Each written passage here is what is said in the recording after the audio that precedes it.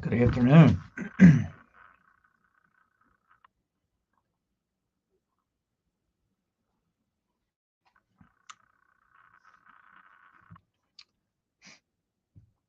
We got Trev going to share his story today. I'm going to share the link here.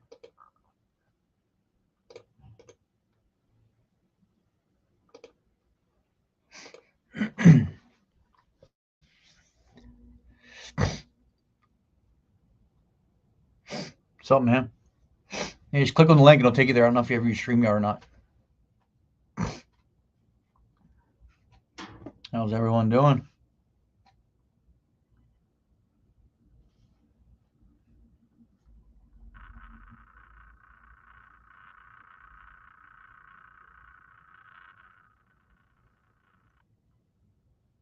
Hello, Christina.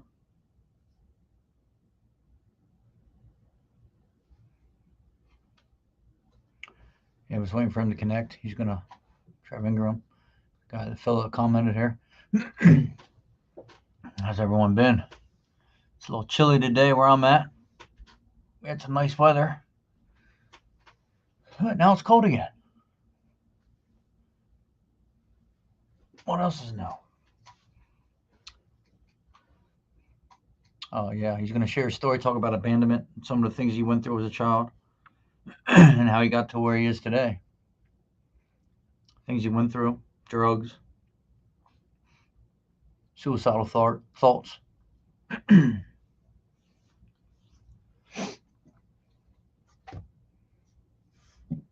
If anybody else is willing to share their story, you can always message me. And we're going to come up with a date and time.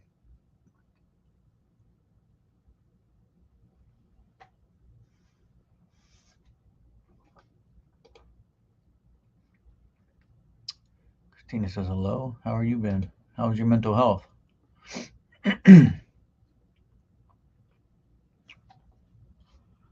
Hopefully you can get on here, right?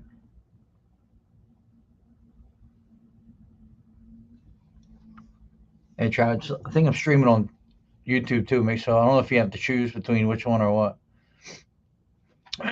But obviously this is on the. I don't think it matters. Just join the link. I'm not sure how it works. I'm kind of new to that. But yeah, how's everyone doing? There he is. What's up, dude? How you doing, man? Can you hear me? You hear me okay? Is your mic on? Mine? Let's see, Mike. Muted it just It's muted then. now. Oh It's no, on not this now. again. You can hear me though?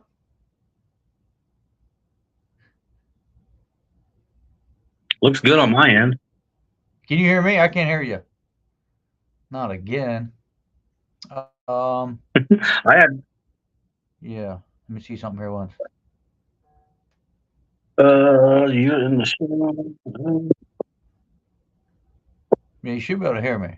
See, you can Can hear anyone me listening though, hear me? right? Man, this happened last time too. Man, I had trouble. I had Huh. hey, you can hear me okay? Pretty Yeah, I good. can't hear you, bud. How are you? How did I fix this last time? Well, I was wondering if you could hear me. That's on a delay. Yeah, it's on. Wait a minute. There's a delay. I got you now. You can hear Yeah, me now? and the feedback. I Oh, had there's feedback on it? yeah, that's not. I can hear you. Yeah, I'm good too. I can hear you fine. Yeah, I don't got no feedback. You good? You might have to put you might have to put headphones in. Yeah, I'm good though. I can hear you fine. yeah. There's like a double. It's just like a double layover. Hold on a minute. Hey, you gotta shut something off. Let me try that. How about that? Yeah, I'm good, dude. I got you fine, man. Okay. Yeah, Amanda. Yeah, buddy. So thanks for reaching out to me, man. Yeah. So you start from the beginning, dude. Share your story with us. I mean, a lot of people have talked about abandonment. And you said that's pretty much your focus, or like that's where a lot of that came from, huh? Um, yeah, I mean, I think that's it's really had a lot of repercussions and led to a lot of other issues, not just for myself, but for many other people, I believe. I realized this last time I've been in and out of rehab and relapse and recovery a little bit, but always kind of did things my way. And once I decided to get out of my way, I had a lot of aha moments and moments of realization, which once you have them, just speaking personally, you can't deny them.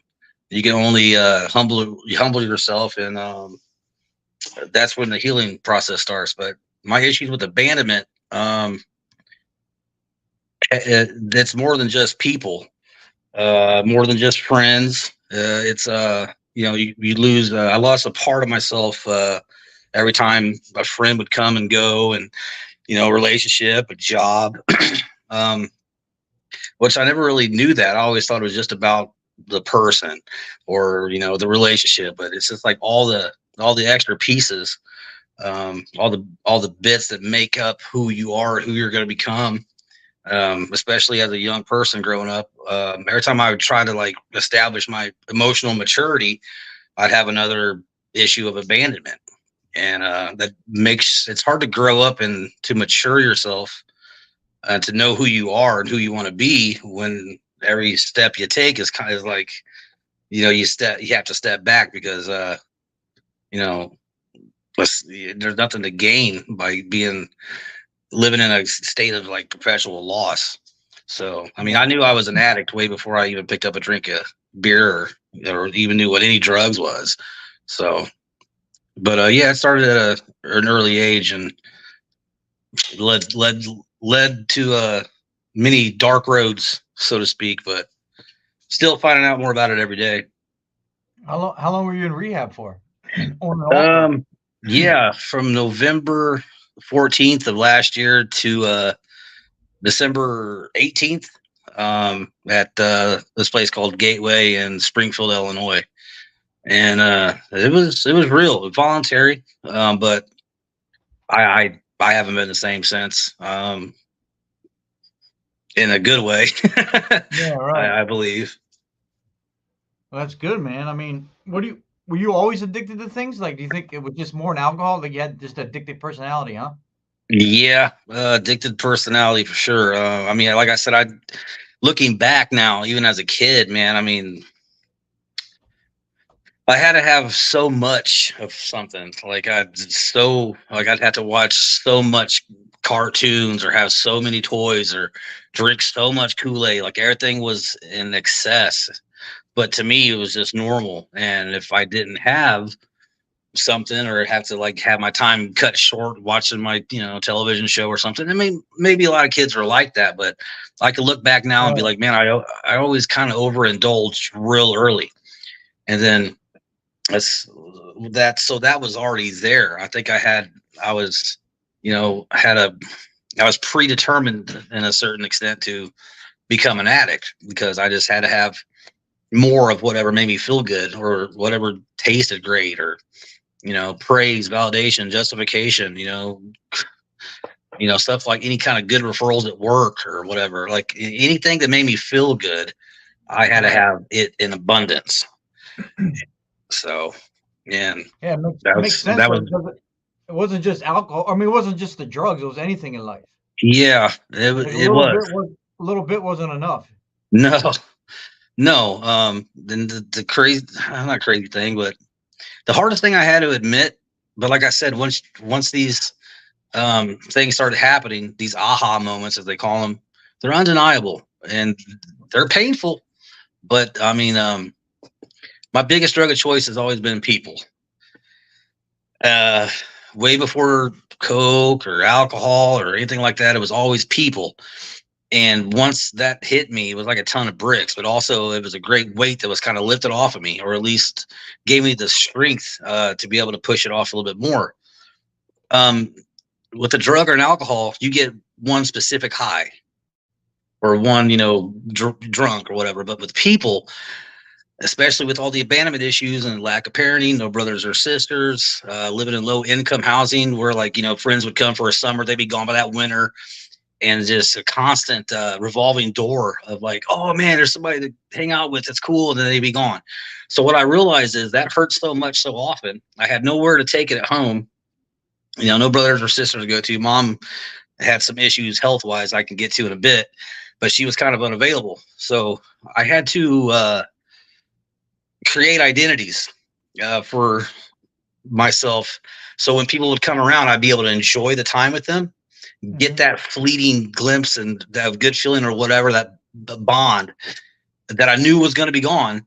But I would just set myself up to like have the crash of that softened.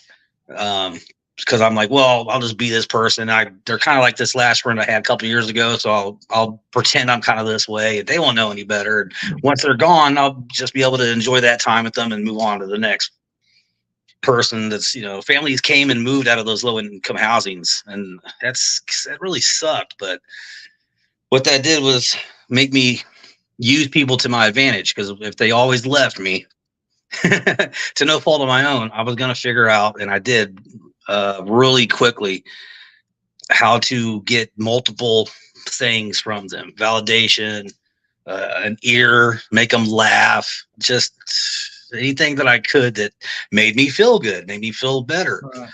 And all the while thinking I could control the end of that, because when they left eventually, as they all did. I mean, I lived in low income housing for 20, 30 years, really. So I saw a lot of friends come and go, but I just started using people like emotional vending machines, all the while never knowing who the hell I was.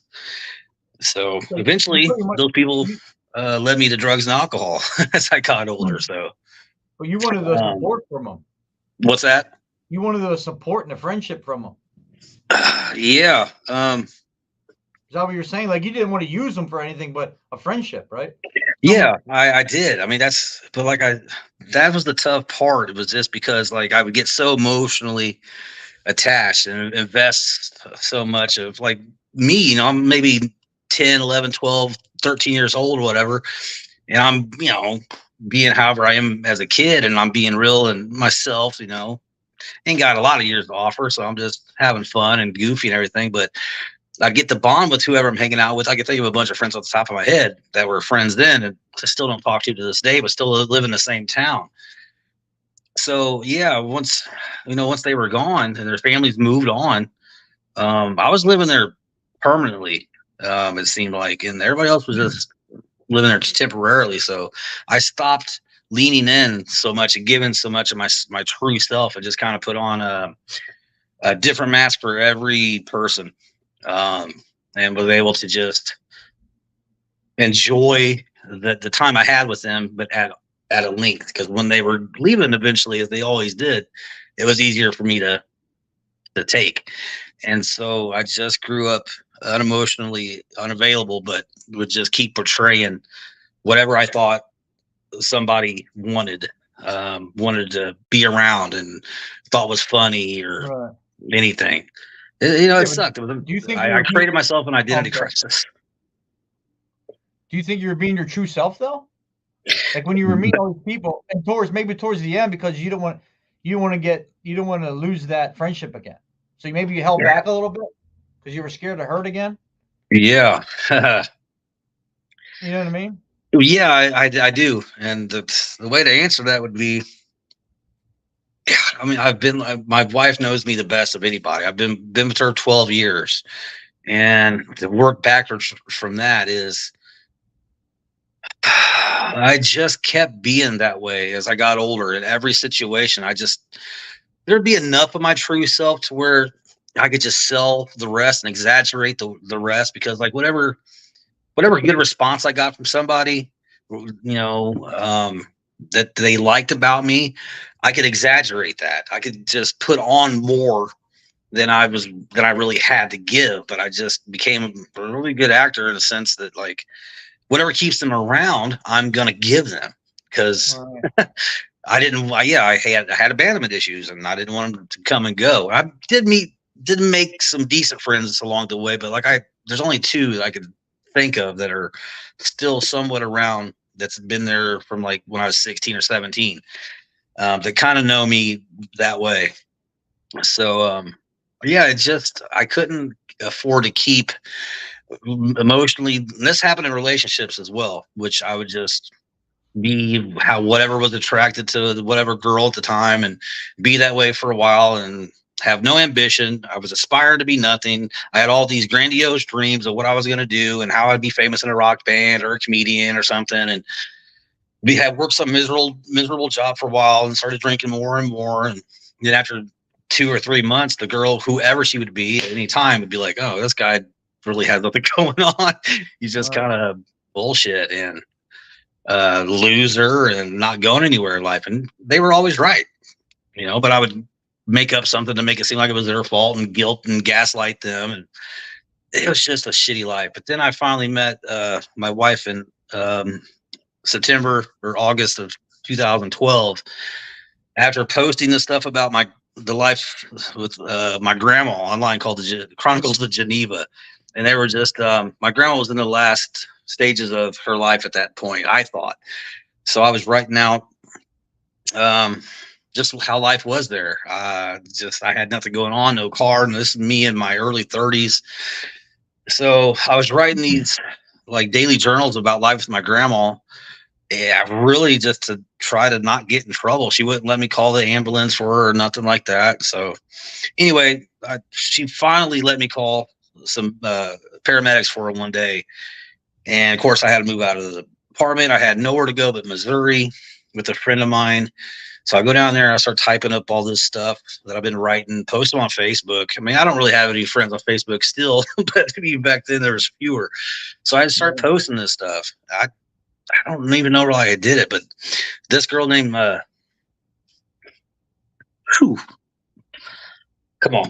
Deborah Robbins happened to read them and really one of the only people to read them. And she messaged me and we've talked a lot and established a real friendship. I'm like, this is my opportunity because I knew of her.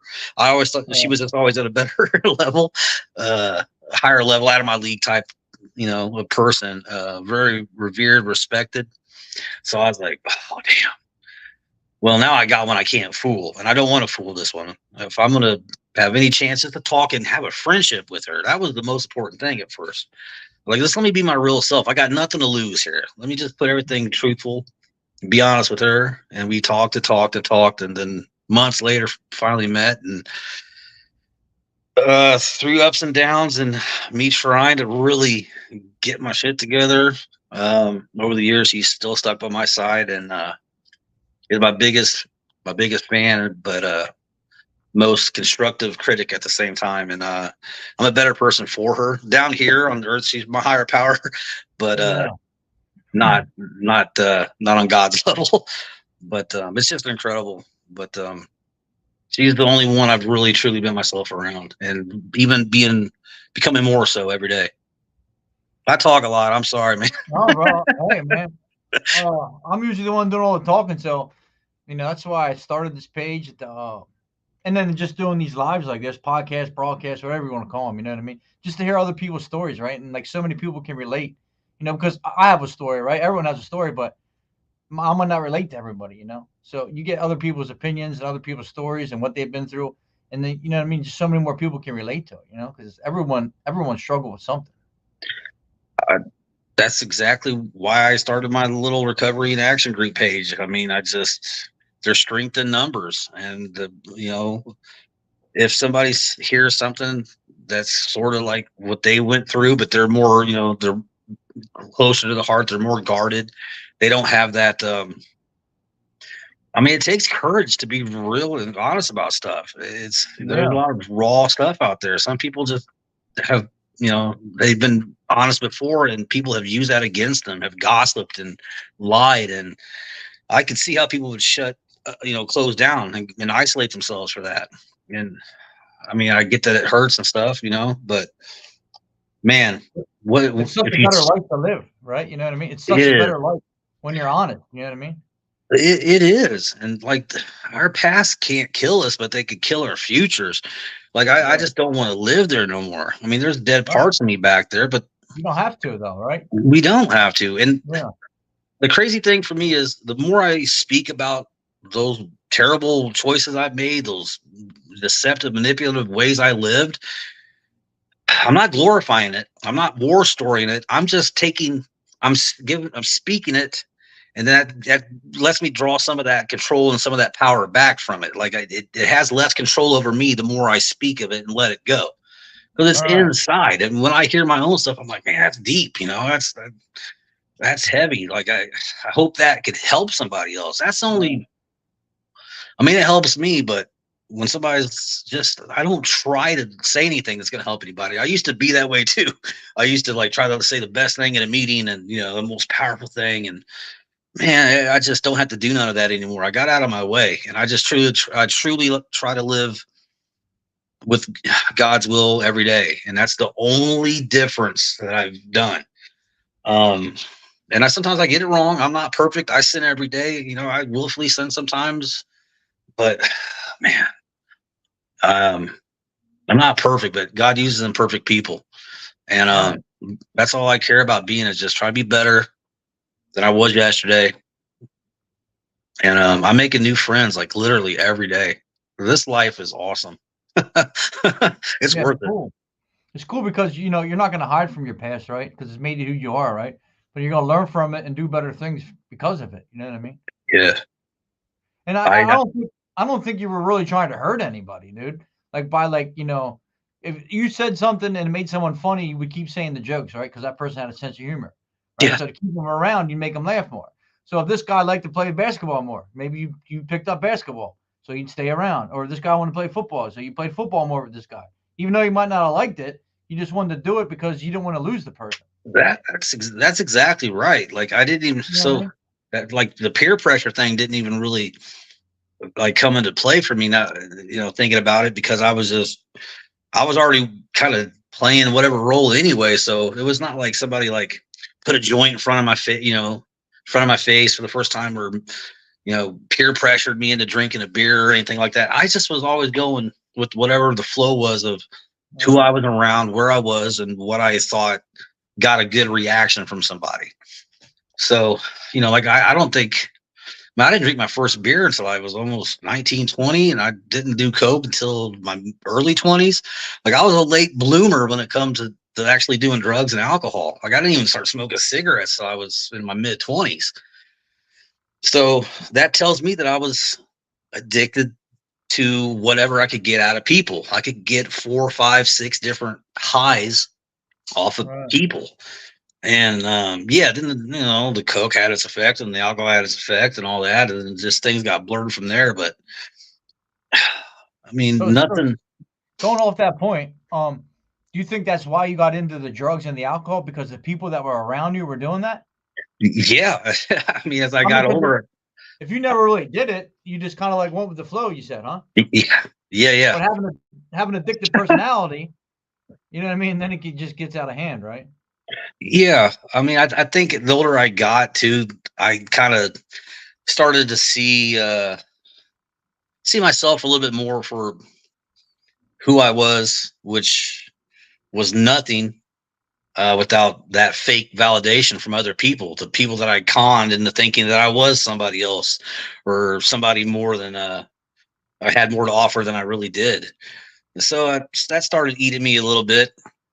And yeah, I get older, some of the same crowd, some of the same friends that went through high school with a little bit. I was always on the outside of the circle, so I was still trying to do what I could to fit in. But yeah, I mean, I was willing to just join the parties and stuff. I never I never got invited to many parties, even when I started to really drink. And that was my first like drug was, well, weed, but then I just got tired of weed. I don't think that's a gateway drug, whatever. But Yeah. alcohol, I would just mostly like to try to drink by myself. But um and then the coke that came, and then I didn't like to be at parties uh too drunk or too high. I would try to get to my hotel room or my apartment or wherever I was staying at the time. and then just completely isolate and indulge. And I don't know, it was insane. Like the more I did it, the more insane I got. But it felt like the only thing that made sense, which was sick. I don't think addiction can exist without evil. I really don't. I think they're one and the same. It's very interesting, man. It's very interesting how you did that. You know what I mean? Because I don't think you were doing it to be a bad person. You know what I mean? Like when it came to like changing, I just think you did it because you were just being scared. Like, do you think that comes back? You think that all started because of like your child, like your parents, and like growing up that way, like where your mom wasn't able to do certain things and stuff like that? Yeah.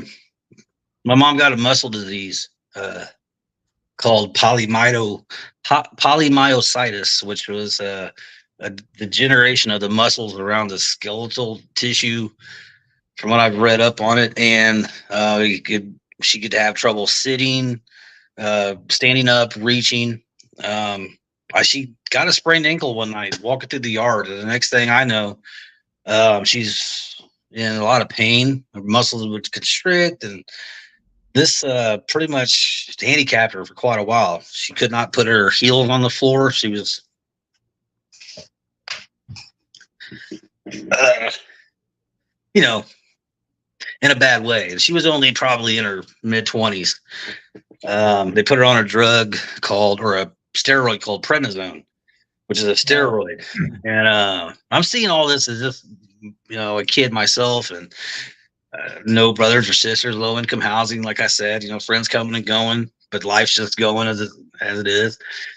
And this really messed with her. She had to have I'll just be honest with you. She had to have my grandmother's sister's husband build a little wooden box porta potty.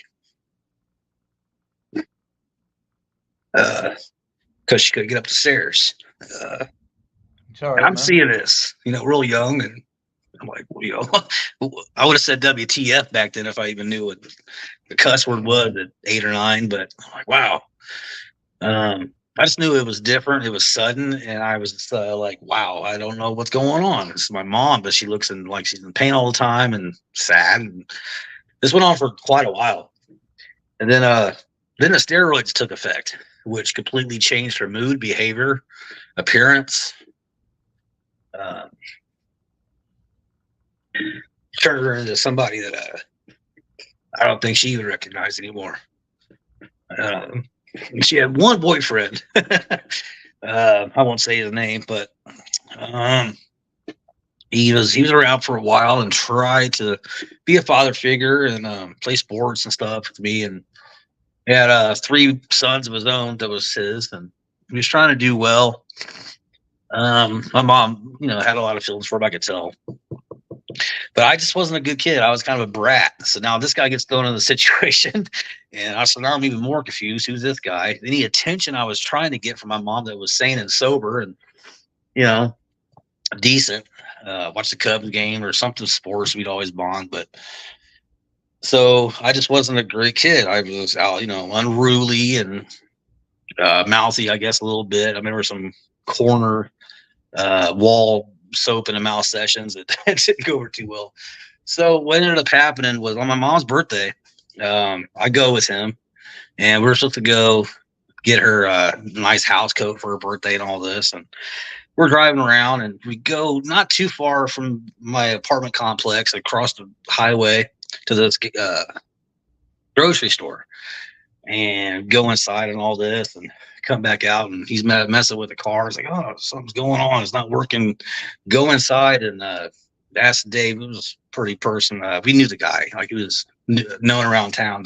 Dave used the phone to call home and tell him the car ain't started. So I do that. I come back out, and he's gone. Completely gone. Keys are in the car, and the doors were unlocked. I'm just standing there. And I had to walk home across that busy highway. That was the family car. I never crossed a highway like that. It wasn't like a real busy highway, but I'm 9 and have never done that. I haven't been that far outside of home by myself ever. So I'm like, holy hell, and just confused, and go home, and break the news to my mom, you know, and you can imagine her surprise and questions and outrage. And yeah, I got blamed for that. Oh, because the car Which broke down? somewhat I'm sorry, what? Because the car broke down? He turns out later on, he staged that. He just wanted out of the relationship and faked the car not starting. It was fine. He just took off with another woman. Oh, okay, I get it now. Yeah, Yeah. I mean, Yeah, on my mom's birthday. I wanted to ask you, you know, did you mention about your dad, huh? I met him twice. My dad is, I met him twice in my life. I guess him and my mom had, you know, a night or two, as you know, many people have. Yeah. He was I lived in a town close to here. I got a lot of relatives on his side that I just never really cared to really get to know too much. Then he was living in Texas for many years, Laredo, I believe. And he died in 2006 at the age of 57, I believe, of lung cancer. And my mom also died of lung cancer at the age of 42 in February of 2000. Damn, dude, sorry to hear that. So I thought the whole time you were he was talking cool that. the first two times I met him. Oh, I'm sorry. There must be a delay or something. I thought your mom was still around, dude. When you were No, sorry. I was going to get to that. Yeah, she passed away. She ended up on top of all the muscle disease and steroids and everything. She got somewhat better, but then she was a heavy smoker, so she ended up getting lung cancer for quite a few years. Had the left lung taken out, but then she still had the muscle disease, so the healing process of that was really bad. This was in like November of 1999, December. Had the lung taken out, and everything was kind of. By this time, I had a year and a half old son, by the way. But the cancer ended up spreading, and my mom ended up dying on February 20th of 2000 at the age of 42. So, how old were you when your mom had you? how old was I when my mom had me? No, You no, mean no. when? How old? Yeah, your mom. Sorry. How old was your mom when she had you? I apologize. Yeah, you I would have been a think she was girl. 19 or 20, Oh, okay, yeah. and I was 21 when I had my son. So, but yeah, it was a rough time, man. Abandonment. It was just me and my son living at the time together. His mom and I, she ended up splitting up with me and leaving July of 1999, and it was just me and my son. And I was kind of into pills and stuff at the time. These Coricidin pills that were just really stupid and crazy. Drinking more. Mom was dying of cancer. Yeah, it was rough. It led me to try to commit suicide one night by taking 64 Coricidins. And if anybody's listening, I'm sure there's plenty of people that know what those triple C's are. Well, I'd only taken 32 for every night for about a week or two, and the effects were crazy. And I was drinking as well, natural ice. Left a big suicide note. Jordan was upstairs, or I should have said his name, but my son was upstairs sleeping. And, my mom was dying. His mom left me and him. I didn't have a job. I had nothing going. Life wasn't going to get any better. So I take all those pills, lay that note down. I sleep through the night. It's probably 9 o'clock. I wake up the next morning, probably 7:30, 8 a.m. My son's sitting on the edge of my bed. I just slept downstairs, and that's a whole other story. But I just crashed downstairs on a mattress on the floor back then, because me and his mom wasn't getting along, and she slept upstairs. And anyway, so he's sitting on the edge of the bed watching Blue's Clues, eating a bag of butter flavored popcorn. And I'm groggy, and I'm waking up, and I see that note, and I remember what I did, and I couldn't believe it. I had no effects of the pills at all. So it was like I'd never taken any of them after doing them for 2 weeks straight. And then 64, I saw the note and saw him, and I was pissed off. Yeah. I was pissed off because I really wanted out. And that was just the first time that I believe, what is divine intervention come into play and saved me from death. Whew. You're good, man. Take your time. Yeah. And Yeah. you see how detailed it was for you, though. Like you knew exactly what you was eating. You know what I mean? It's just so crazy how much of an impact it was. You know? Yeah. I won't forget that. Just a cheap bag of like butter flavored puff corn, not popcorn, but puff corn. And yeah, I should have been so grateful and joyous and happy. I was just pissed because the day sucked. I had nothing going on. I knew I was gonna have to watch my mom die, and because Yeah. my son's mom wasn't coming back, and I had nothing, man. I'm 22 years old. I had nothing. Still living in the same place. I have my own apartment now in the same place. I always had friends that come and go every summer and winter and the abandonment and everything. Like I never even got out of that area. I had my own place there by myself. That's pretty crazy. As you were a little kid there, right? And as you Yeah. grow older, like the shit didn't change. You know what I mean? It was like this still as you got older, and then you had a kid, and then although the wife or girlfriend leaves, and then your mom's dying, and then she ain't gonna be around. Like it just kept piling on, and then you know what I mean? Like Yeah. My wife knows this story, and yeah, everybody's got their stories, but you know, I had no idea what to do. This was at the age of 22. You're right, man, and that wasn't even it. Then my grandma had her own apartment over there, and I mean, that's where I ended up kind of staying with her off and on through the years, and maybe a girlfriend here or two there, and a hotel for a while there. But I'd always end up back at my grandma's, and then I got barred from the place at the same time after I finally had to like get kicked out of the apartment I was staying in with my son.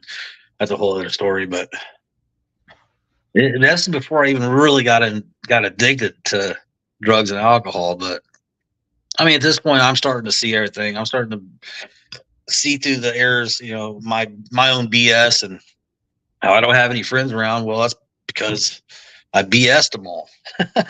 They're like, he's not on nothing. He's, this and that and the other. And yeah, he's funny, but that's it. And he gets obnoxious when he drinks. And I mean, this just went on and on for years. Like I had just dreams and hopes and aspirations, but absolutely no discipline, no ambition, no way to get there. So that made me keep drinking and doing more coke and having more the same bad relationships because we're being an addict. You're like attracted to the same old shit that you think will be better this time because you'll be better. No, man. Yeah. A question I don't know. though. You had your son custody of your son this whole time though? Yeah, me and his mom were living together in the same apartment complex. My mom lived across from me in a single apartment on the corner, and her mom, my grandma, lived behind her. We could never escape that place. But even if you do, you take that shit with you wherever you go. So it wasn't even that area. It was the whole mentality and mindset that that's a great point. That's a great point you make right there. Yeah, realizing that a lot of people don't realize that. Like, a lot of people realize you just pack up and move. But the thoughts and your emotions and your depression, your anxiety, and all your trauma moves with you, right? Like the surroundings might be different. You might not have all the drugs, but you can find them. Yeah. You know what I mean? Well, they find you. Yeah, right. Exactly. They did. I mean, so you did have your son though, right? Yeah, up till he was about two and a half years old. Yeah, by myself. Me and his mom we lived together for a while. She never wanted any kids, and I should have respected that, but I mean things happen. And we tried our best. I was really more hands-on. Not that that's supposed to like make me sound any better or nothing like that, but she just could only do so much, and that kind of annoyed me and made me more temperamental. She was the one that worked, and I would actually stay home with the kid because she didn't want to do that. I know that sounds backwards, like if anything, but so I was willing to stay home with my son. And then our relationship just didn't get any better. She slept upstairs, I slept downstairs, until she just decided to break up and leave, not take the kid. She just wanted to leave. She wanted out. So now I'm stuck there with no job. The mom's the mom's gone of my son, and the income for the apartment while my mom's dying, battling cancer, and all the other years as a kid and in the same place. And it was just like, holy shit, man. But so then I started doing those core seedings towards the end of like December of '99, like the last few weeks. Now at this point, all my friends had been doing them too. Robo tripping, it was called, I guess, back then. So they all had pretty much got done with them and moved on. I was the only person doing them by myself in my apartment with my son upstairs. And just out of my mind most nights. And then when that would wear off, the robo tripping, like I would feel like I had all this crazy energy the next day, and the weather couldn't even affect me. It was nuts. I would just keep buying them, and then, like I said, for about a week and a half, just by myself, drinking on top of it. And then, that's what led to just like I'm completely dependent on these pills. My mom's dying. My son's mom's gone. I have no way to.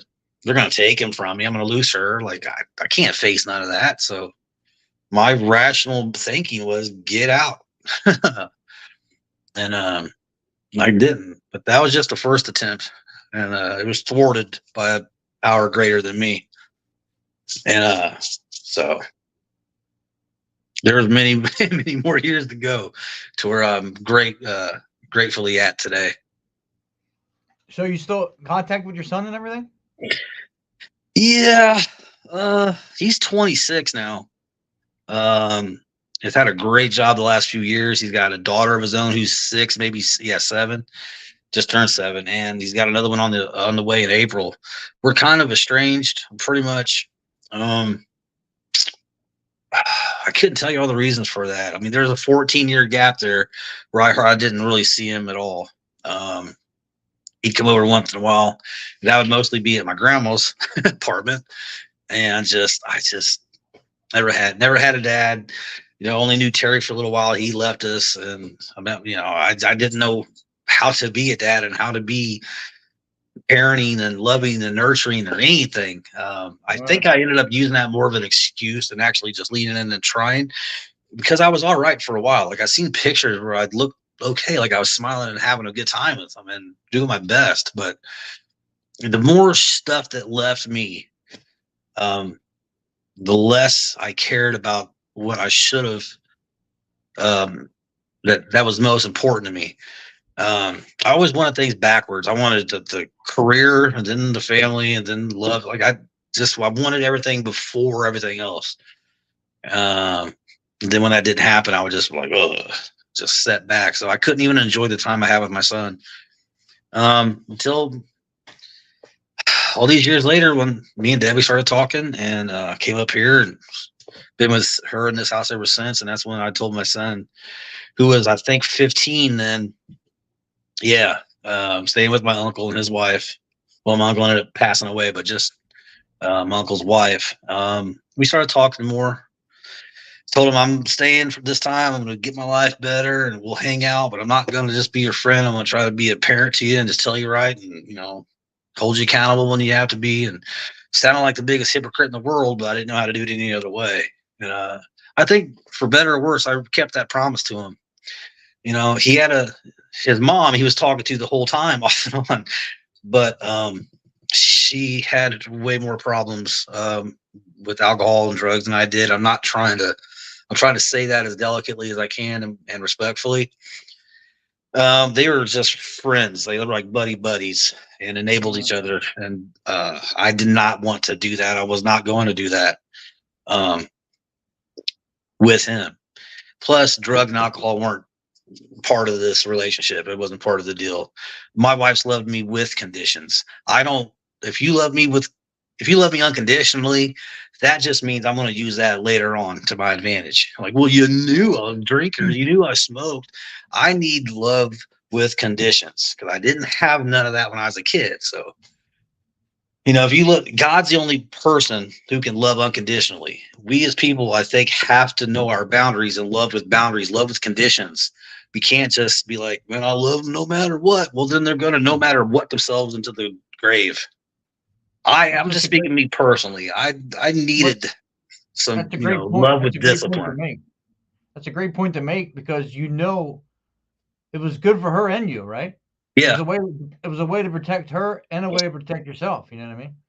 Yeah. Like if I start to do this, then we're going to set this boundary where I think there should be boundaries like that in a lot of relationships, right? Because we're not, no one's perfect, and we Well, can get out of hand. You know what I mean? So I think it was great what you did. You know what I mean? You were honest with her. You know yeah. what I mean? And you know what I mean? Like, hey, this could go bad, so I don't want it to get there. You know what I mean? Yeah. Because I there's going to mean, be consequences, right? and she stuck with that every time. I mean, I had a long way to go. And like I said, I fell off many times and there was a lot of arguments and a lot of immaturity on my level. I could only love her at the level where I love to care for myself. She Exactly. loved me at 100%. She had respect for herself, dignity.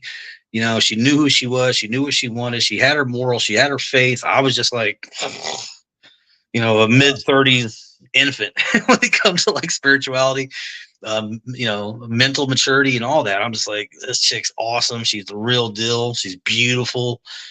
I don't know what I'm doing here. I guess she just thinks I'm funny. And I wrote some stuff about my grandma. So here I am. So I went into this knowing I was in love with her before I came into the house, knowing it was going to be life changing, but also knowing that like, I can't fake it till I make it with this one.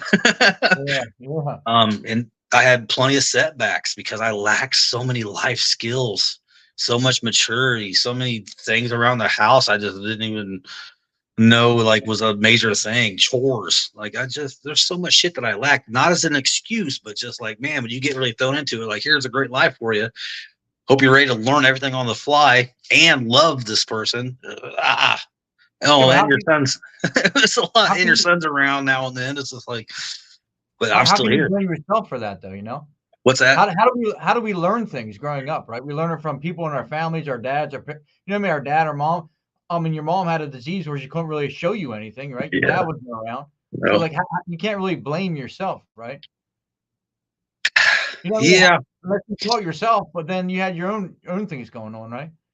So I mean, it was kind of like a fresh start for you, though. It's kind of cool story because now here's this lady that's willing to be there for you, right, with boundaries.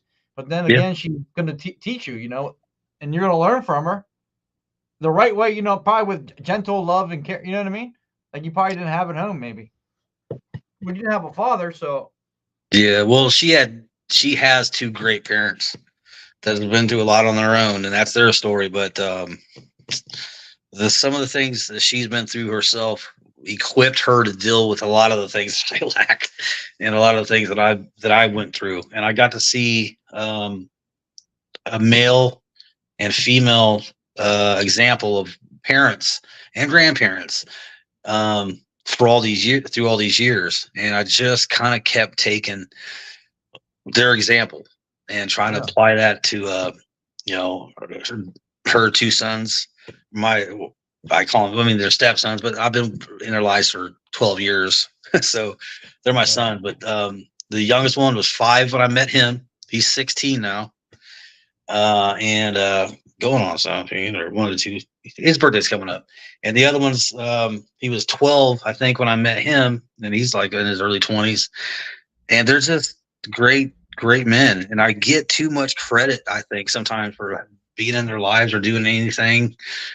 I just kind of started winging it, not faking it, but just like, oh, this is what it feels like to be, a loving, caring parent, or just somebody who's having fun with these kids and trying to like be some example.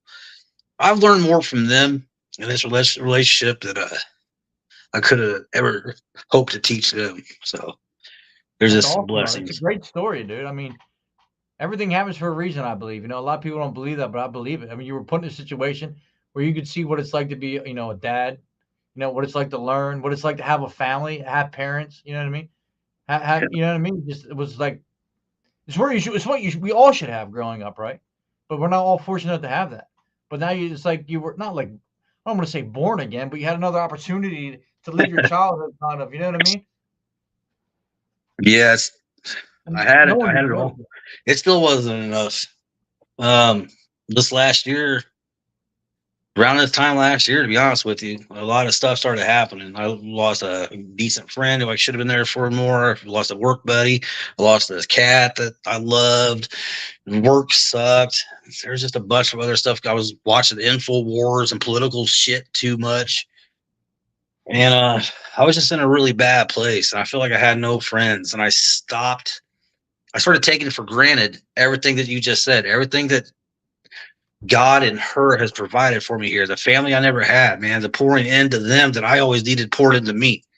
I started taking it for granted, and I started getting down on myself about like, oh, woe is me, pity party, work, come home, do the same chores and all this stuff, not even thinking God's up there anymore.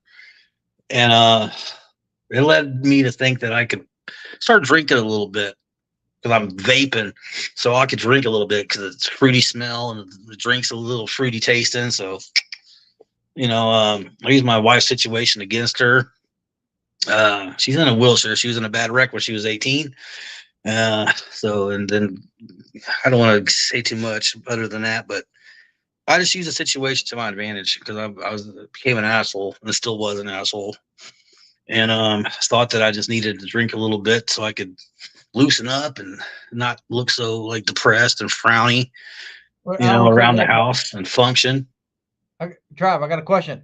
Yeah. Before that, I don't want to cut you off, but I just want to get. So how long were you sober for?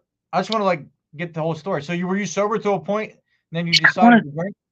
Yeah, I mean, there's a few, like 2012 when we started this relationship. I mean, I was drinking a little bit before I came up here, but I think the longest stretch I had was, man, Deb would really know, 5 years or something. Is that her in the comments? I don't see, I can't see the comments, but it might be. She'll tell you the truth if it is. Robbins, I think. Is your last name Robbins? Yeah. Yeah. Okay. So so then what, you like kind of relapse, I guess you would call it, or just I chose to. Yeah, I use that stuff as an excuse. I stopped talking to her. I stopped talking to any friends.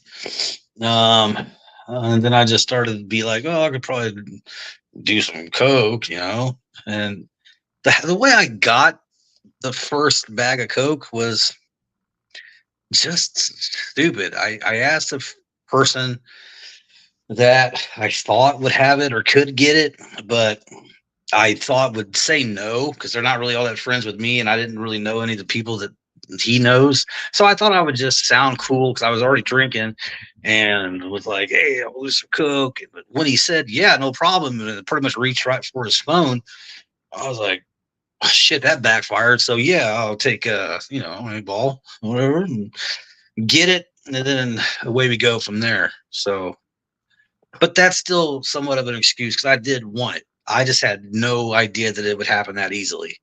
Yeah, kind of like what we talked about earlier. Like, what's that? You go kind of like what we talked about earlier. You can go change your location, right? But if you don't change the mindset, still you're gonna find it.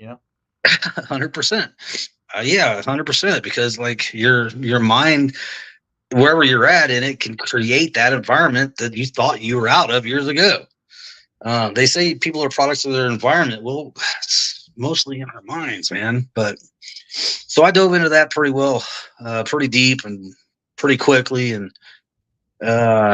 it went on from April to about, here's the funny thing, not funny at all, but the crazy thing is I was called out and found out on November 11th of last year, which was my son's birthday, my oldest son.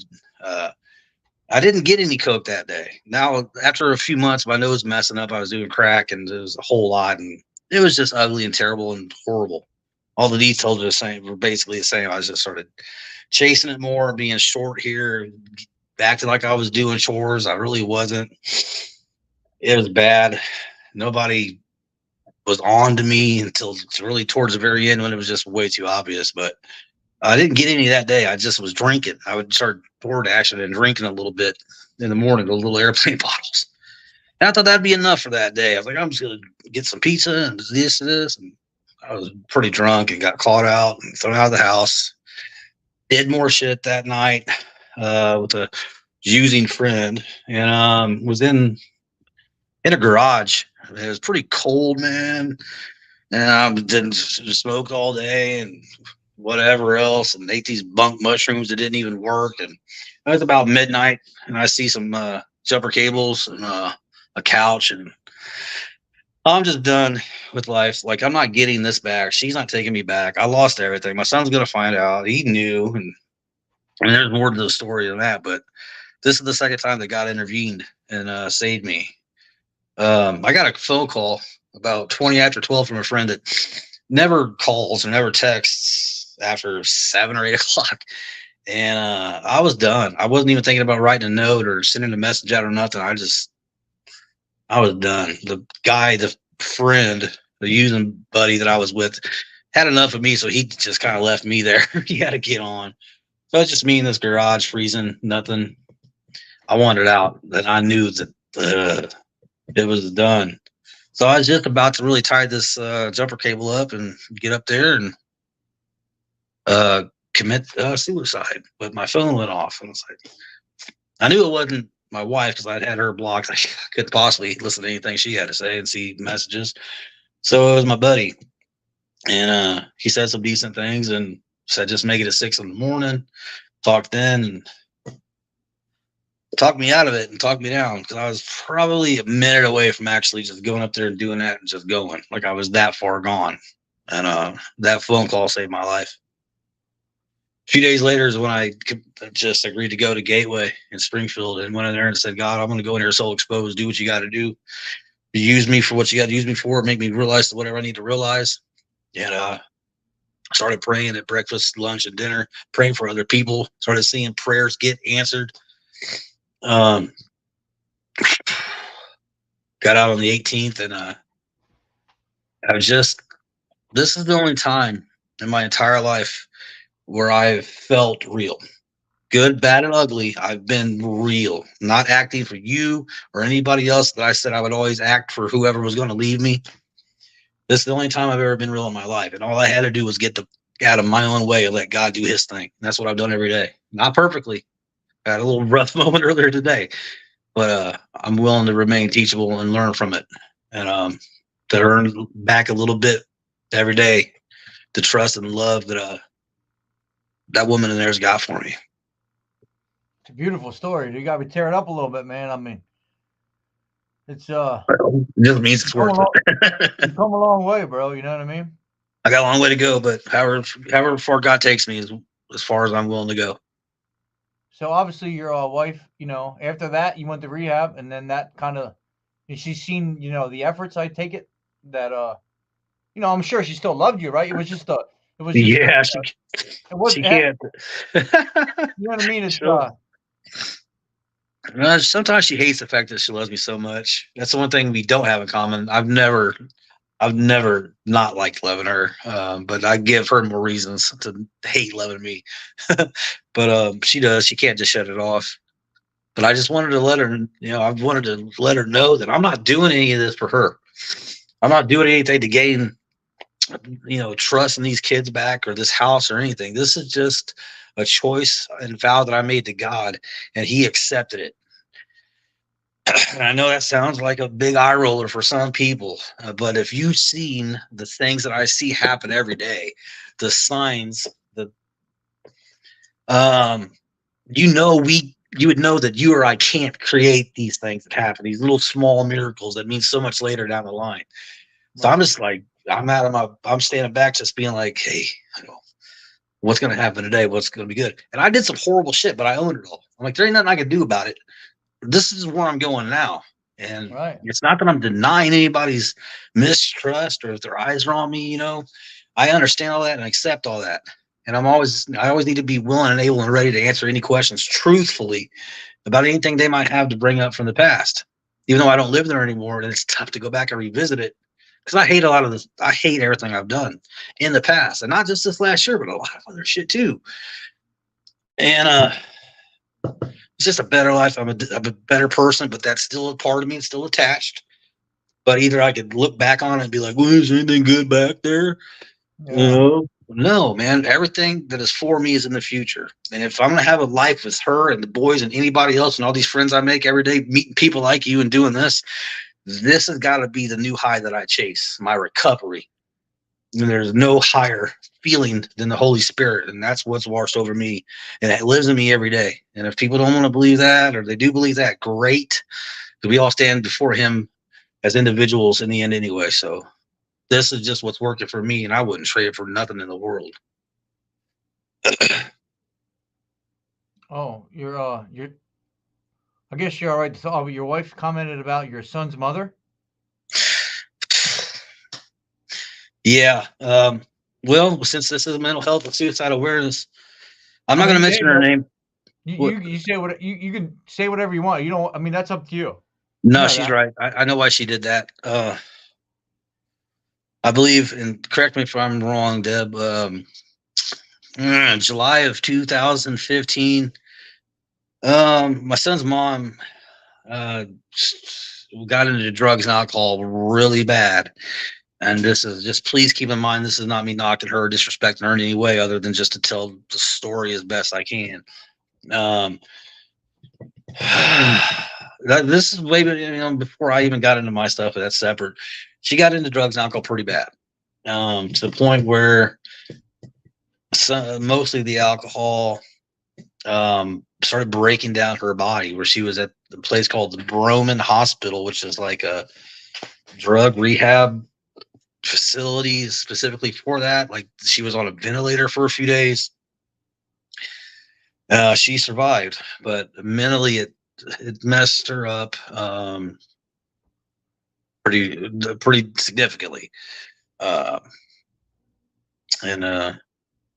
never really could recover that. And my son still enjoyed hanging out with her and spending time with her, and posted pictures of her all the time with her and him. Maybe always made me a little bit jealous, but I understood that. And up to the point where her childhood home where she grew up, my son's mother, was finally bought and sold. She was still able to stay there for a while, off and on, as it was put on the market, because it was her family home. But her mom and dad, her dad died and her mom moved out. And so, the city took the house over or whatever. Just wasn't, she had no rights to it. So it was sold, and she had a very bad addiction to pills, and aging, mid 30s, upper 30s. The only thing she was living for, and I don't mean to speak for her now, but the only thing that she was really living for was her son. They had an argument or some disagreement the day before. He wouldn't talk to her, and how he still deals with this is beyond me. It's greater strength than I could probably even muster. But she decided to take a bunch of pills, a lot. Xanax, I believe, maybe Vicodin, I'm not sure. In the car, in the garage of her childhood home, messaged her mom, sorry, and man passed away in the car, in the garage of her childhood home that was sold. That was rough, very rough. My local church, Open Arms, their pastor there, Larry Crawford, was so gracious and wonderful to do a eulogy and a celebration of life for her, even with the way she left this world. It was great, and was able to provide that for Jordan says. It's all right, man. It's Michael Jordan. Yeah, the basketball player. Yeah, well, that's who he's named after, is Michael Jordan. But for real? Yeah, I'm glad we were able to do that, and that was really tough on him. It still probably is to this day. But the man he's become today is very admirable. Even though we don't talk as much, hopefully he's hearing good things about me as I know I'm hearing good things about him. And yeah, we've lived a tough life, me and him, separately. It might come though, it's never too late, and you never know what will happen, Oh, right. No, that's God's timing. I'm around, and people always say you got to put more efforts in a certain area. I just feel like, yeah, but that you got to watch. It'll happen when it's supposed to happen. We know we can contact each other whenever. It's just, right. And it's hard to explain, I guess. Like, it feel like make the effort, but then would it feel like I'm kind of forcing the issue? Would he do it? Would he talk to me more out of obligation? I don't know. I just think we're right now living our best lives, and that'll come back around eventually someday to where we combine our efforts, and I hope it'll benefit others. So, how long has it been since, you're back in the house, after all that? How long has it been? Uh, right around Christmas time, 21st, 22nd. I know we watched It's a Wonderful Life here, and she's still very hesitant to this day, which I understand. It's like 4 months, right? Yeah, I got out. I got out December 18th, and I've been back here at the house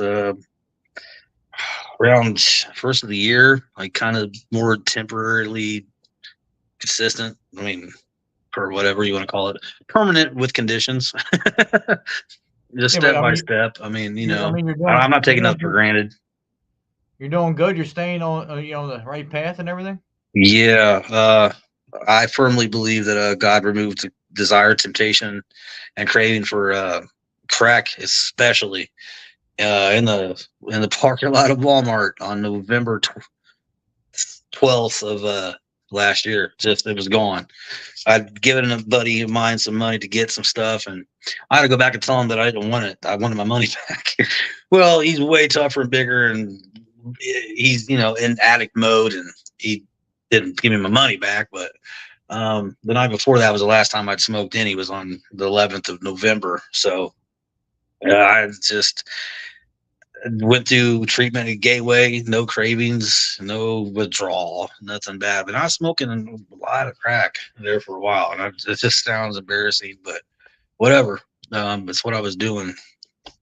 I own it all and I accept it all, but sometimes I think, God, this is going to sound very disagreeable with people, but I think sometimes God's like, he's in a hurry. So he's like, you're supposed to be way down here doing this for me and other people and everything. You got a better life to live. You're still hanging out doing this stuff. So here you go. And he creates such a terrible situation because that's the only thing that will shake me up out of that to be like, okay, now you got it. Okay. Yeah. I'll take that from you. Now get down this way. We're going this way. We got stuff to do. You got a life to live. That's over. That's almost how it feels like. Sometimes God will put you in a horrible situation to keep you from a much worse, horrible situation. And that's not an excuse for condoning it, but it almost just feels like in hindsight, it was just, God, I'm going to get killed for saying this. And it feels like it was almost meant to happen. I chose to do everything.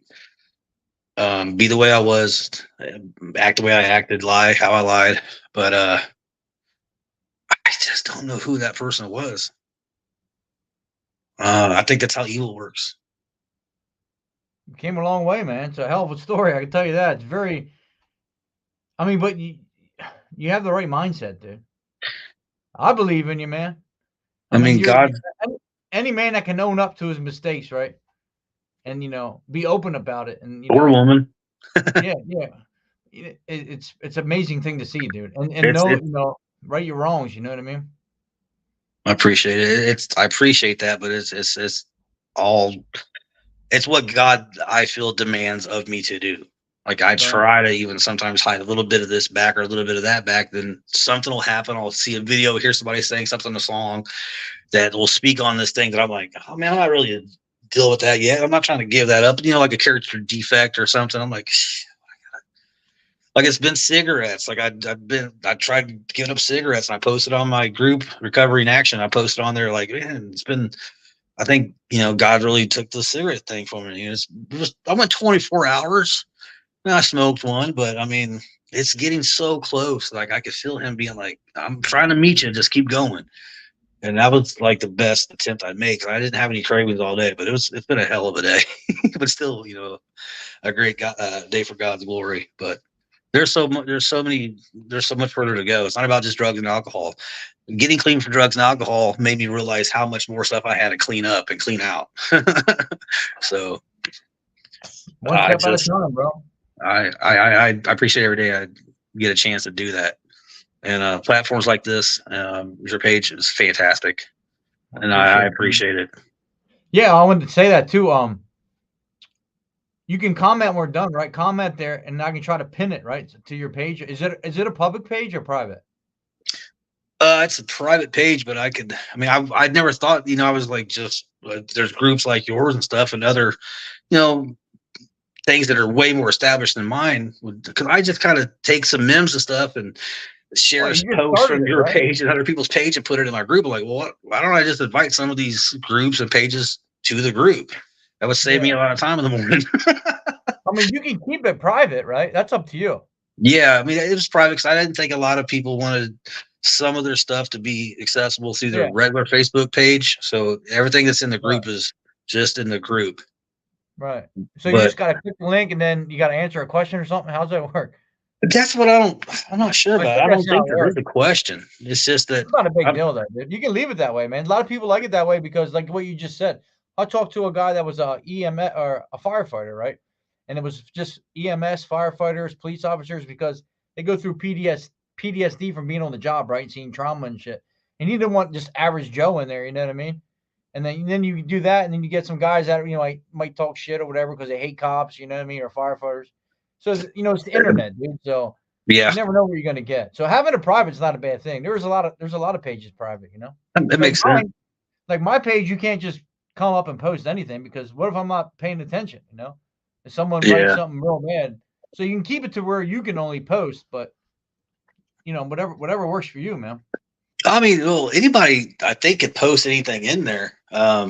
It's just I think a lot just choose to just kind of, I don't know if troll's the right word, but just participate Right. by just liking certain memes or commenting here and there and just engaging with like viewing some of the video. I shoot a lot of videos, Oh, do um, you? which is like just I do inventory like all the time. It's not just at the end of the night. I just try to always just speak about where I'm at, where my head's at, and I speak life to that. And if something's really bothering me, that's how I kind of like let go of the power it has over me, and then I share it out to people and put it on public group. And somebody else might be like, "Yeah, man, that's the same thing I'm going through today." I'm like, "Sweet, that's the way it's supposed to work. My Yeah, it's troubles cool, might be man. your troubles." Yeah, I mean, you're doing a hell of a job, dude. To be honest with Well, you. it's You know, what just I mean, I all think God's work, man. you're doing great work, man. You should be proud of yourself, right? You got to understand too, like you didn't have a normal childhood, dude. So there's parts you can blame yourself, but then there's parts like you didn't know right from wrong. So how do you punish somebody that don't know right from wrong, right? Now, if you knew right from wrong and you kept doing wrong at a certain age, right, then you finally do know right from wrong. Yeah, This is how I think about it, right? And then you're making the wrong decision. But as a kid that don't know what he's doing is right or wrong, like how can you blame the kid, right? It's just I don't know. It's hard for me. It's hard for me to blame a kid that never had a stable household, you know? yeah. Yeah, I mean, I don't know. Like they say, like my dad was around, or like I never thought about the idea that I could have probably. I mean, my mom was in such a tough situation, like financially and everything, and even with the muscle disease and all that. Like, I'm surprised that like I wasn't really removed from her care. To be honest with you, not that I would have wanted that or nothing, but just I just started thinking about that recently. I'm like, I wonder how Oh, you close think she might have been to losing me, or you think you should have been removed? Yeah, I mean, do you well, no, I mean, how's the foster system? You know what I mean? Like the foster care yeah, where I'm you know, so glad and fortunate I wasn't, because yeah, 'cause how good is this that? life right now wouldn't be the same as it would have, would have been. But I could see how I could have been, and at the same crazy time, cycles being as cycles are, the way I was in the last couple of months, um, with my son living with me, he probably should have been more so removed from my care than me from my mom's, because it was just I wasn't taking care of myself All right. that well. So, Yeah. but Like you said he was. earlier though, you made a So great comment earlier when you said about your wife loving you the way she does, but you didn't even love yourself, right? So if you don't no. love yourself, how are you gonna give love, right?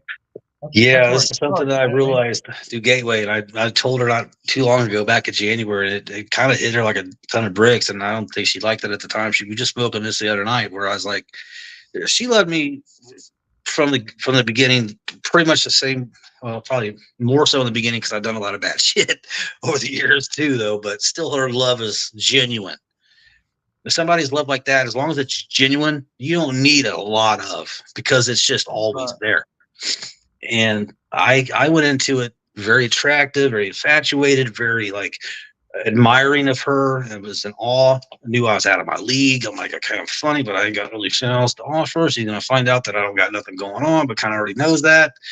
She's like, just be yourself. You know, I love you for just who you are. I'm like, I don't think you really would, because I don't even know who I am. I spent years and years and years just acting like somebody else for everybody that ended up leaving anyway. So, but I loved her. I loved the conversations. I knew I loved her before I even came up here and met her, like in person. And in a small town, we never ran into each other. It's crazy. Same circle of friends and all that. But I could only love her at the level that I was at with love and care for myself. So where she was at a high 90 or 100, I could only give her back that much with whatever my level was. And I liked myself. I thought decently of myself. Sometimes I had a delusional ego that was inflated, but that still wasn't real either. Like, I didn't have a ton of substance. This is the only time ever in my life that I feel like I'm on a road to gaining substance to my passion, to my energy, to my enthusiasm, my determination and motivation to be a better person. And the more I choose that for myself, and I owe her that. I owe her to know what it really feels like to be loved at her level. That's the level I wanted to love myself at, so I can give that back to her. Because without her, I wouldn't be here either. That's great stuff, dude. I mean, you got it, man. You're gonna put the work in. You know, you got the right mindset, right? Yeah, faith without works is dead. That's pointless. If I wasn't willing to do the footwork and do the things I got to do and not feel entitled to certain things, then the faith and both thing for God and all this, and getting baptized for the third time last Sunday, it'd be all for show and be all for nothing. But I always did it for show. I did it for attaboys. We're proud of you. Good job. You got this. I used to take all that, put it in my pockets, and save them for bad days. And be like, I'm not going to go to church today. I'm not going to go to a meeting tonight. Somebody's being an asshole over there. They just keep falling off because it just got boring, and the meetings got boring, and the big book got boring. And like, look, I got all these proud of yous and all these attaboys. Like, just let me use them. I'm doing good, right? You just said I am. And then have a big argument and fall out. And I always try to treat recovery like it was for somebody else. Like, my recovery was for you or her or him or anybody. It's just for me. My recovery is leading me to self-discovery. If you ain't discovering who you are, you ain't recovering nothing. That's just my opinion. Because it hurts to discover who you really are. My advice to you, man, would keep doing this shit, dude. Yeah. Seriously, bro, because like like you got it, man. You're motivated, you got a hell of a story to tell.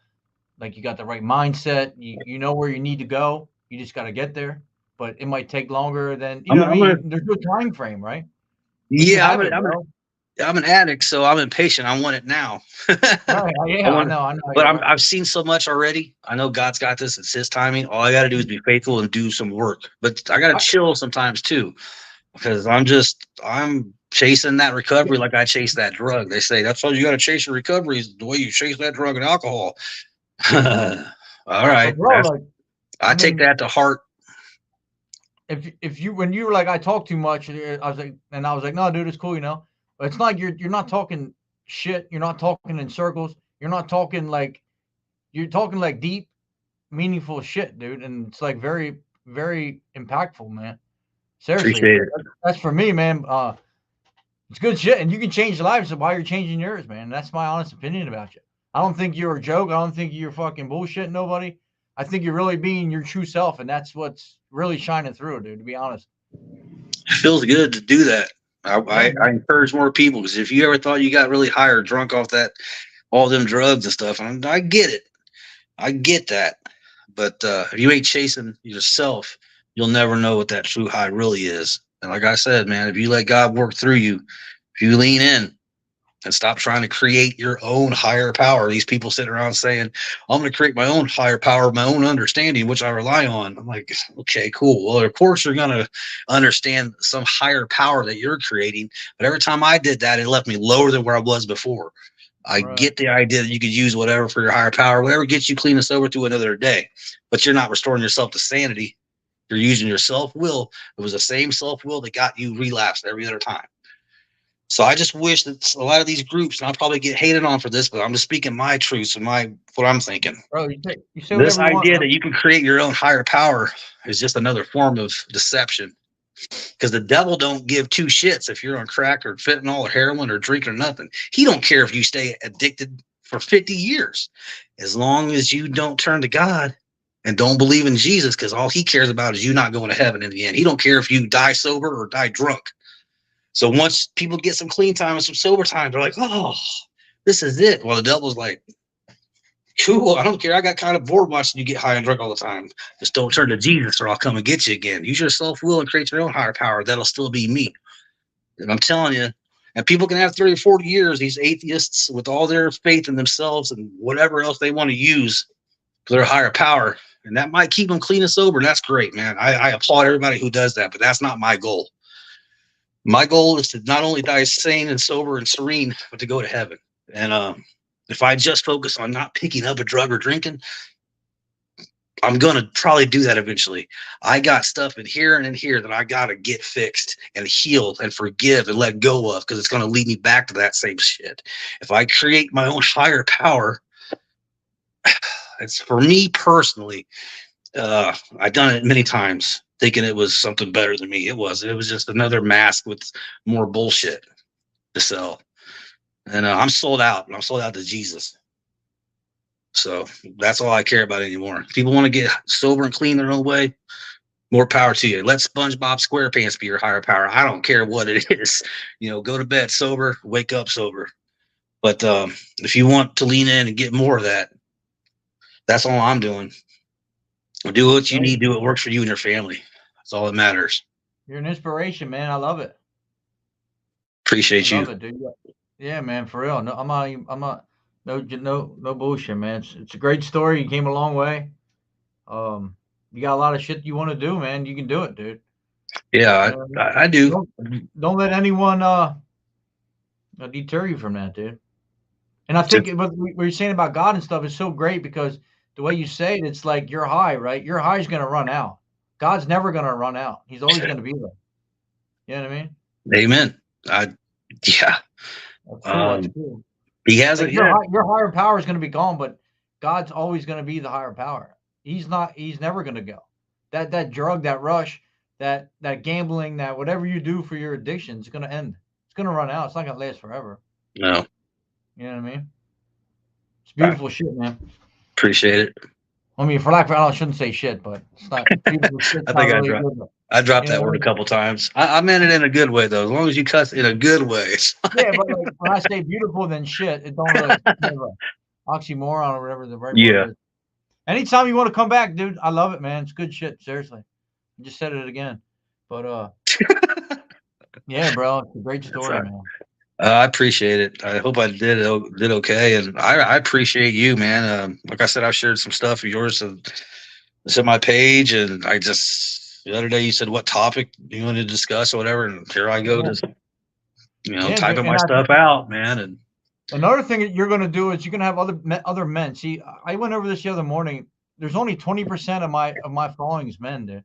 Really? 20%. Yeah, the rest is 80 and women. And to have you come up here and do that, you know what I mean, as a man, right, that's been through hell and back, and be willing to own up to his, what you did wrong in the past, and and it's fresh too, right? It's only, you only slipped up a couple months ago, right? And you're still now you look determined, dude. Yeah. This is me at peace. This is me at peace, but determined to know that I don't have to act anymore. That somebody's got my back and my spirit and my heart. And I get the love and support from these honest, great kids, these sons of hers and mine. And you don't need a big circle. No, you just need to stand firm in it with who you got. That's all that matters. And you need people that are going to be true to you and you true to them, Yeah.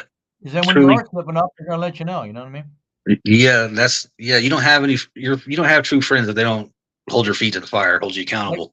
Like you said earlier in the conversation, well, a little bit ago, you said you're your drug. How don't know the exact words you said, but like drug buddy or your drug. What would you call him when he wouldn't give you the money back? You said, Oh, my user friend, user friend. drugging buddy who I used Yeah. with. You know what I mean? He wasn't a friend. He was just a guy you could do drugs with. Yeah, and I've known him for years and years and years, You know and what I mean? that's But why you we've really have always pretty much done that. Right. You know what I mean? We always hung out and did that shit stuff. Yeah. Make sure you read these comments too, because I don't know if you can see them, but a lot of people are showing. I you can't love. right now. I'm on. I don't know. I wish I could screenshot you the screen I'm on. It's got Mike, Cam, chat, more, leave at the bottom, a little blue box, and me in a blue box down here, and I'm up here with you on a Are you on a black screen. phone or? I'm afraid to touch the screen. I'm afraid I'll lose you. Yeah, I know. I'll mess it up. But yeah, dude, mess with me whenever you want, dude, and we can do it again. Give a little like update, maybe see how you're doing, or you come up here. You know, I'm always open for anybody, man. That's awesome, man. You see me live, just come up. You know what I mean? Don't forget to message or comment your page and shit. All right. Okay. Yeah, I sent it in there on that yesterday, that question with a topic. But if I can get you in there, man, if you would join, I mean, that'd be cool. Because like I said, you could post directly to my group and strengthen numbers. You know, I'm not in charge of how little or how much it grows. And anybody who's trying to do stuff like this, who's honest, why wouldn't I want them? Put it in this comment too, though. All right. When we get off here and I end the live, put your page in the comments to this live. You know what I mean? So that anyone that was on here can see it. You know what I'm saying? Yeah. You can see your page and know where to go. Anybody's welcome. Yeah, bro. Well, I'm gonna sleep good tonight, man. That's a hell of a story, man. I love it. I love your enthusiasm, dude. Where you're headed, man. I keep heading that way. You know what I mean? Yeah. Just keep heading. You got it, dude. I mean, you got it. I mean, you understand it, dude. I think you finally I'm not perfect either, dude. I'm just a normal dude like you. You know what I mean? So I'm not a counselor. I'm not a doctor. I'm just a normal guy that's likes to see this shit, man. Yeah, I feel like we got a lot in common. Actually, I'm gonna say this. I do on the spot. I just did one before. We was talking about it. I did one. I want to put you on the spot and ask you to come on the spot with me and do an interview when you get time, sometime next week. I'll interviewing you and asking you questions about your life and where you've been and how you got this group started. Would you mind? No. That's fine, dude. That's what it's all about, networking, dude. Yeah. Yes. You know what I mean? This ain't about numbers. This is about, helping people, dude. That's what it really means to me. Like there's so many people need to be heard, right? And what better way to use the internet, right? Because the internet's used for so much bullshit. Yeah, I don't care what you're eating for dinner, dude. Like, I'm never even. The only reason I go on my normal, regular Facebook page anymore is to steal memes and throw them on Recovery in Action. I don't even go on there no more. It was all this dumb stuff. Like it's bro. It's one of the ways I know I'm different because I don't care to be. What's on that page anymore is what can I add to this Recovery in Action group page that somebody's going to be like, man, I needed to hear this. This is great. I'm like, that's all God's glory. Any pride that I'm trying to take to myself is just glory I haven't yet given to God. I can't hold on to none of that pride, proudness stuff. Yeah. It's deadly. That's how the devil gets in. That's his best weapon. You're a moving man, dude. It's very, very powerful shit, man. I said it again. Appreciate you. It was beautiful shit earlier. Now it's powerful shit. It's very powerful. How about that? Getting recovery. Recovery is the shit. Good mental health is the shit. It feels great, man, when you got a clear mind, Yeah, well, I think my wife would argue if it's clear and sane or not, but I mean, clear and sane enough, I guess. It's perfect, man. But yeah, message me back, dude, and then we'll come up with a game plan. You bet, man. I absolutely will. You check these comments out, though, because I want you to read some of these. A lot of support and shit for you. All right, I'll do that for sure. All right, buddy. Nice meeting you, man. I'll check you out. Thank you. I'll put that group link in the comments for you. Check them out, and I'll get back to you before the end of the night. All right, man. I appreciate you. Stay strong, dude. Have a good one. Thank you. Coming up there.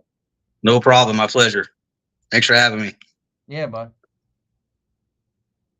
All right, man. Wow. That's moving. Very moving, dude. Thanks for coming here, Trav. We have the same name, too. That's pretty cool. What a story, man. What a man. Stand up here and admit his flaws. Be proud of where he's headed, right? Guy's been through a lot of stuff, and he's not giving up. It's very moving, man. Wish more men would be like him when it comes to sharing their story. You know, we all overcome stuff, right? We all at least try to, and he had setbacks, but he's not giving up. And the people around, he has a great support system. You know, with his wife, you know, she could have easily just said no. She never gave up to him. You know why? Because you can see in this man that there's really good stuff in this guy. You know, I mean, he's a real good dude. He just had a rough childhood, you know, and that made him kind of who he was. But it's not who he's going to be, right? It's very moving. Thank you, bro, man. You keep going. Stay strong. Thanks for joining us today. And he's going to post his link here and follow him. Great story, bro. Thank you.